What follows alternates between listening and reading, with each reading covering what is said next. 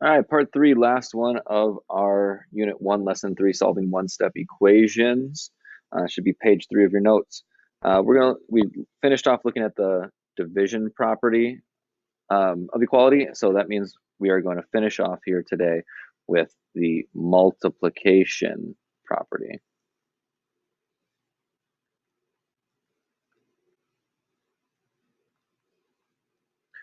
And that states that two sides of an equation will remain equal when you multiply both sides by the same number. Again, we got to do the same thing to both sides. If I do something to one side, if I multiply to one side, I have to multiply to the other side as well. So let's check out an example here. We have 30 equals b divided by -6. Okay. And if we want to get rid of this -6, which is being divided right now, we have to use the opposite of division. And the opposite of division is, oh, you guessed it, multiplication. Remember, we're not using x's anymore, we're using the little dots. Okay? And if I multiply by 6 over there, or -6, I have to multiply by -6 over here. Remember, we have two sides of our equation here. Over here, again, if I'm multiplying, so let's say I do this, let's just do this way. If I multiply 10 times 1 over 10, what I'm doing is I'm multiplying straight across. 10 times 1 equals 10. Multiplying straight across. And the same thing on the bottom. 1 times 10 is 10. And what do I get there? Well, 10 over 10 just equals 1. And that's the same thing I'm doing here. I'm multiplying straight across. I didn't write it as a fraction. I could. Let me do that for you. Let's erase here. Let's pop back. Instead of writing it as just -6, I can write it as -6 over 1. And I'm going straight across. So what ends up happening is that this -6 cancels, that -6 cancels, and I'm just left with b over 1. And just b over 1 is just b. And so I just leave it right there. And then what is -6 times 30? -6 times 30 is -180. Let's check our answer and see if we can figure it out and substitute our b back in. Our original problem was 30 equals b over -6. Instead of b, we're writing -180 over -6. Well, 30 equals, negative over a negative is a positive. -180 divided by -6 equals, you guessed it, 30. So that is a correct answer. Again, let's pause. Your turn to go and try a problem. Remember, we're multiplying using the opposite of division. Come on back when you are done. So let's check our answer here. We are n divided by 0.28. Instead of division, we're going to use multiplication. And I'll write it as a fraction here for you as well. 0.28 over 1. And over here, we're multiplying as well by 0.28. Okay, these cancel, and I'm just left with n.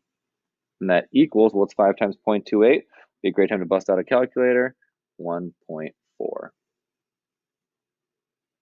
Then we check our answer, 5.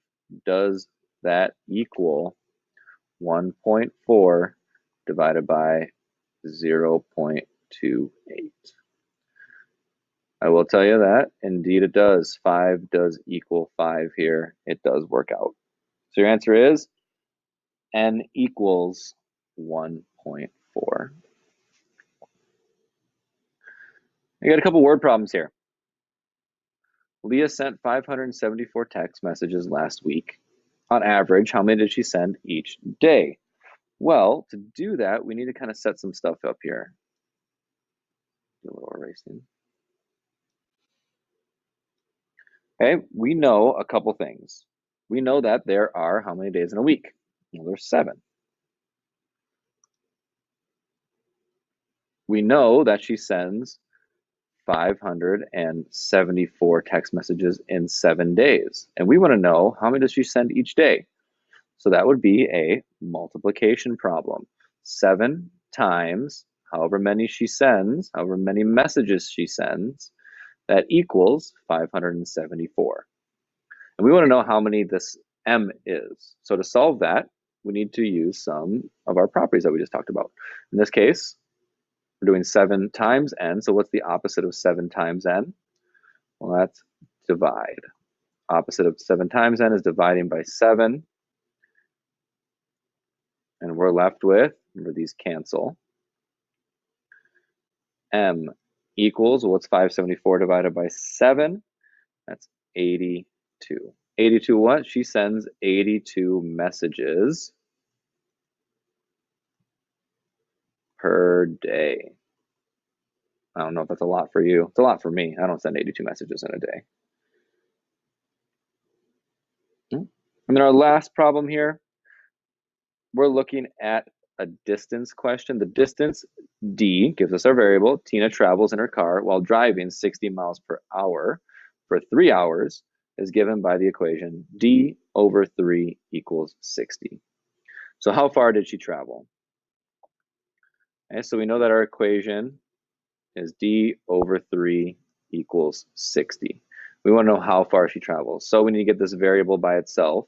We're dividing. What's the opposite of division? Multiplication. So I'm going to multiply both sides by 3. And I get, cancel, cancel.